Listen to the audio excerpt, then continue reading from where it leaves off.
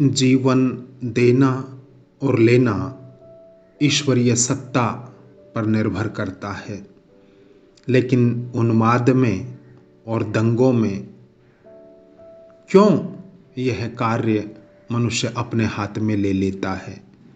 क्या उस समय ईश्वरीय सत्ता विद्यमान नहीं रहती?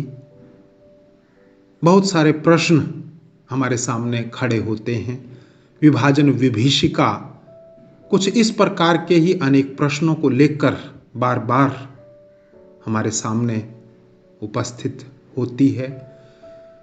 आज कहानीमाला में मैं आपके लिए लेकर आया हूं रावलपिंडी पाकिस्तान में 1929 में जन्मे नंद किशोर विक्रम की महत्वपूर्ण कहानी सरहद पर। अम्मी, हम कहाँ जा रहे हैं? नन्हे नज़मी ने शाहिदा का पल्लू पकड़ते हुए पूछा। छोड़ नज़मी, मुझे सामान बांधने दे, शाहिदा ने पल्लू छुड़ाते हुए कहा। तो बताओ ना अम्मी। देख नज़मी, अगर नहीं मानेगा तो पीटूंगी। फिर बताओ ना अम्मी, हम कहाँ जा रहे हैं? अरे बाबा, हम पाकिस्तान जा रहे हैं, शाहिदा ने तंग आकर जवाब दिया। यह सुनकर नज़मी जोर जोर से चिल्लाने लगा, पाकिस्तान जाएंगे, लेकर रहेंगे पाकिस्तान, पाकिस्तान जिंदाबाद, कायदे आजम जिंदाबाद। मगर अभी नज़मी नारे लगा ही रहा था कि उसके अब्बा बाहर से आ गई। जैसे ही उन्होंने नज़मी को नारे लगाते हुए सुना, वह चिल्ला उठे, नज़मी! बेचारा नज़मी सहम कर एक कोने में जा खड़ा हुआ, जैसे कोई खरगोश शिकारी को देखकर झाड़ी में जा छुपता है।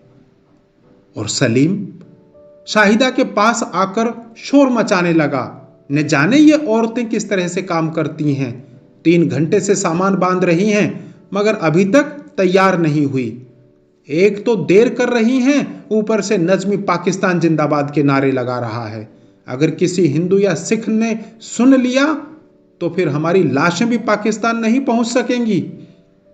सलीम का पारा हाई डिग्री पर देखकर सलीम की बहन जुबैदा और उसकी बीबी शाहिदा बड़ी तेजी से सामान बांधने लगी, मगर उनका घर की कोई चीज छोड़कर जी नहीं चाहता था।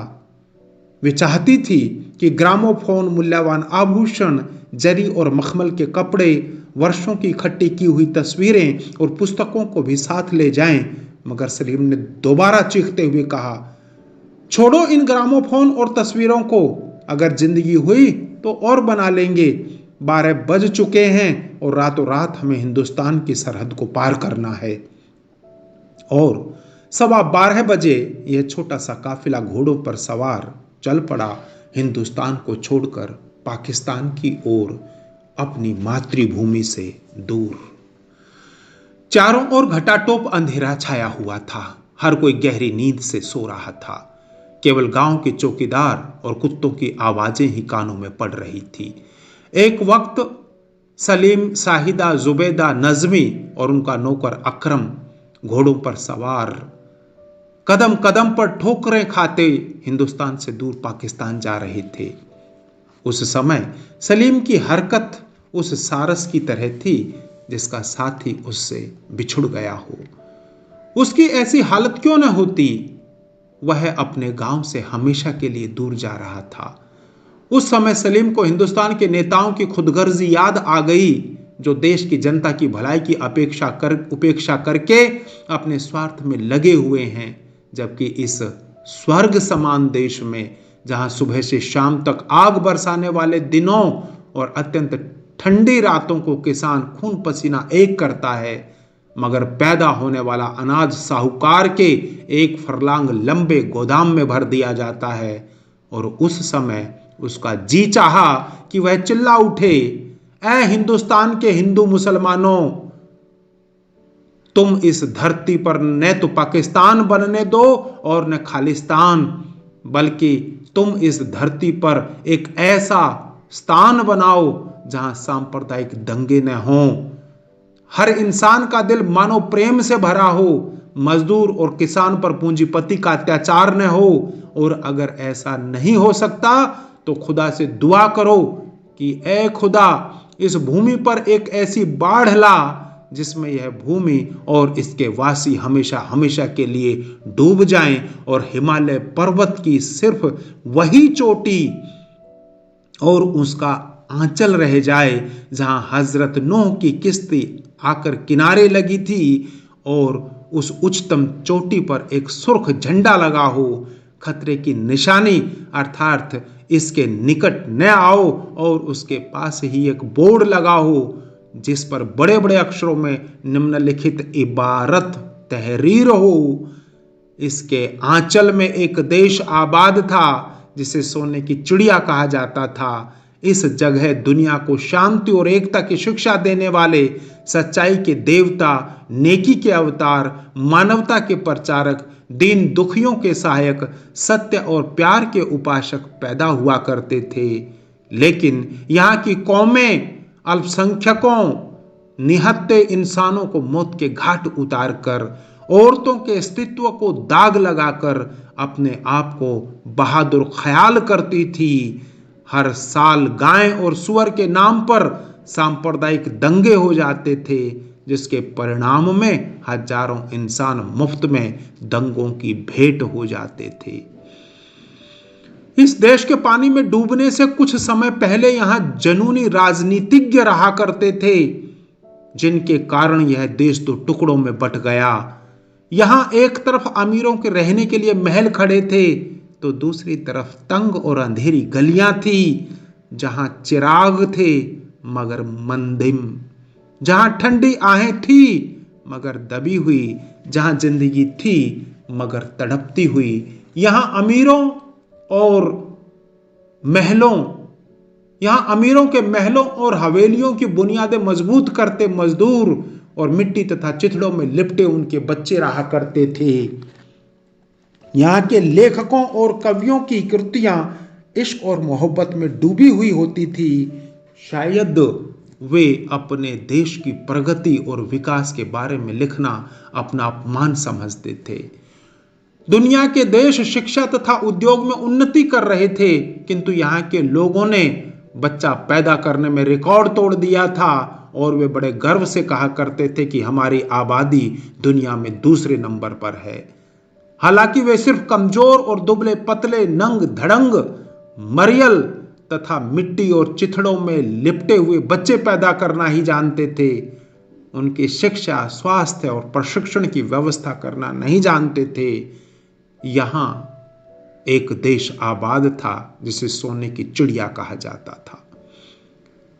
एकाएक उसके विचारों का तांता टूटा और उसने देखा कुछ दूरी पर अमृतसर शहर है और शोले अमृतसर के मकानों से आसमान की ओर उठ रहे थे। हर हर महादेव, सत श्री अकाल और नाराए तकबीर के गगनभेदी नारों के साथ ही नगरवासी मारकाट में मगन थे। चारों ओर एक हंगामा मचा हुआ था। औरतों और बच्चों की चीख पुकार से कान पड़ी आवाज सुनाई नहीं देती थी। यह अमृतसर शहर था। यहां ईदें और गुरुपूरब इकट्ठे मनाए जाते थे। यहां जलियांवाला बाग है जहां हिंदू मुसलमानों ने सीना तान कर गोलियां खाई थी। सिसकती हुई सभ्यता में नई आत्मा फूंकने के लिए, आजादी हासिल करने के लिए और हिंदू मुसलमान एकता को कायम करने के लिए। यहां सुनहरी गुरुद्वारा है, अमन और शांति के देवता, एकता के उपासक, सच्चाई के अवतार का जिन्होंने सच्चाई और एकता की शिक्षा देकर हमें खोया हुआ रास्ता दिखाया। लेकिन आज हर तरफ खून खराबा हो रहा था। औरतों की इज्जत लूटी जा रही थी। बच्चों को नेजों की नोकों पर उछाला जा रहा था। शायद आज इसी को गुरु की शिक्षा ख्याल किया जा रहा था। अभी उसकी नजर शहर पर जमी हुई थी कि 20-25 बलवाई हाथों में तलवारें और पिस्तौल लिए उन पर टूट पड़े। उन्होंने सलीम की बहन जुबैदा की उनके सामने ही इज्जत लूटकर उसे मौत के घाट उतार दिया। उन्होंने एक ही वार से अकरम को समाप्त कर दिया और तलवार से नज़मी के 2 टुकड़े कर दिए। उन्होंने अपनी ओर से सलीम और शाहिदा को भी सीमित जीवन से वंचित कर दिया, किंतु वे दोनों मरे नहीं। सलीम तो सिर्फ जख्मी ही हुआ, मगर शाहिदा बेटे के गम और चोटों के कारण पागल सी हो गई। सलीम ने उसे सहारा दिया और पाकिस्तान की तरफ चल पड़ा, मगर शाहिदा कदम कदम पर ठहरकर चीख उठती थी, मुझे छोड़ दो, वह देखो नन्हा नज़्मी मुझे बुला रहा है, मुझे छोड़ दो, मैं अपने नज़्मी के पास जा रही हूं। और उस समय सलीम भर्राई हुई आवाज में कहता, शाहिदा, नज़्मी कहां? नज़्मी तो खुदा अल्लाह के पास पहुंच चुका है। मगर शाहिदा पर उसकी बातों का कोई असर न होता, बल्कि वह चिल्लाने लगती, मर तो सलीम गया है, मेरा नज़्मी तो मेरे साथ है। हां, अब वह जवान हो गया है, वह देखो, वह अपनी दुल्हन के साथ आ रहा है। मगर तुम उसे पाकिस्तान जिंदाबाद के नारे लगाने से नहीं रोक सकते। वह जोर जोर से चिल्लाएगा, ऊंचा कहो मेरे लाल, मैं भी तुम्हारे साथ कहूंगी, पाकिस्तान जिंदाबाद, कायदे आजम जिंदाबाद।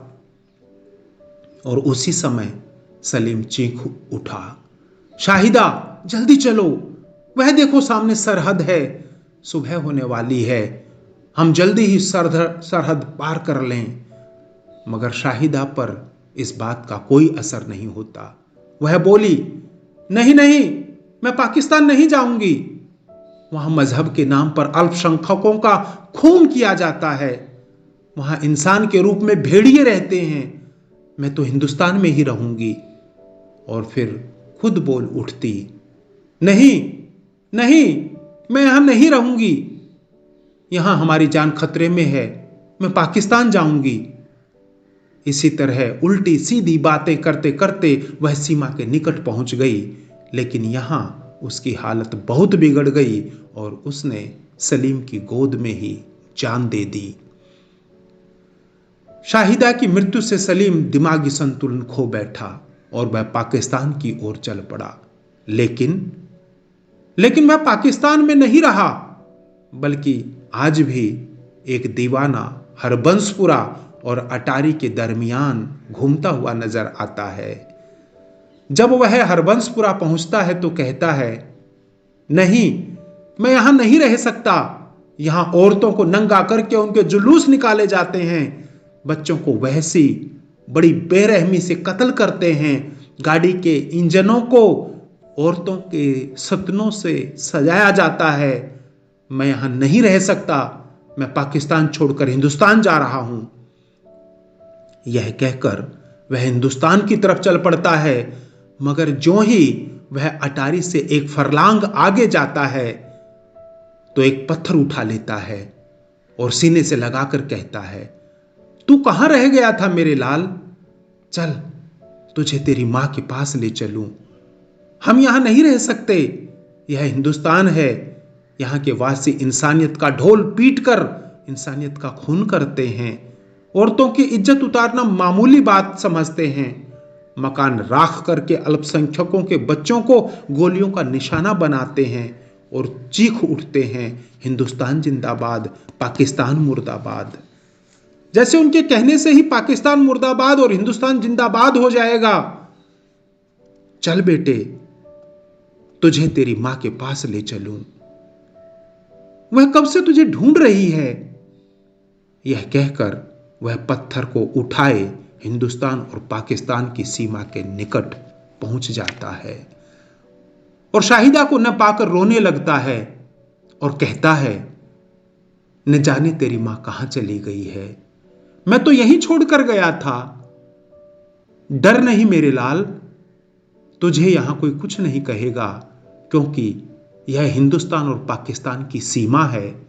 यहां पहुंचकर हर इंसान की जान में जान आती है, यहां पहुंचकर जिंदगी के आसार दोबारा उभर आते हैं। यहां हिंदुस्तान जिंदाबाद और पाकिस्तान जिंदाबाद के नारे लगाए जा सकते हैं।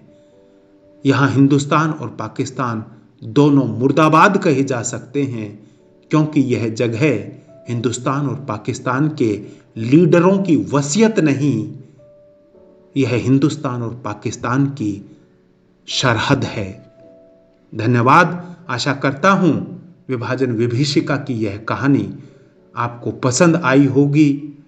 सांप्रदायिक उन्माद किसी भी देश में हो, किसी प्रदेश में हो, किसी भी अंचल में हो, वह घातक है। अंततः वह मानवता का ही नाश करता है।